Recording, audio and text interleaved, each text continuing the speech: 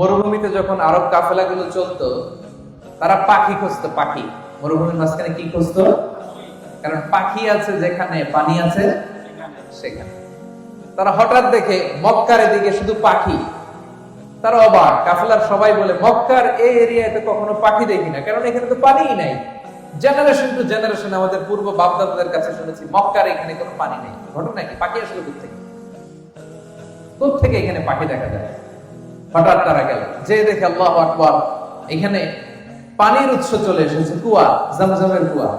আর এখানে একজন মা আর ছোট্ট একটা সন্তান। তো তাদের মধ্যে, তারা তো ছিল আরবি ভাষাভাষীর লোক, তাদের মধ্যে থেকে একজন দোভাষী, যে সুরিয়ানি ভাষায় কথা বলতে পারে, হাজেরার কাছে যেয়ে বলল, আমরা এই কুয়া থেকে পানি পান করতে চাই, যদি আপনি অনুমতি দেন। আম্মাজান হাজেরা বললেন, ঠিক আছে, আসেন, কুয়ার পানি পান করেন, তবে এটার মালিকানা থাকবে আমার। The ownership should be mine. সুবহানাল্লাহ, কি নারী দেখছেন, কি বুদ্ধিমতী। বলতেছে, আসেন, পুরো কাফেলা এসে পানি খান, সমস্যা নাই, কিন্তু এই কুয়ার মালিকানা থাকবে কার হাতে? আমার হাতে।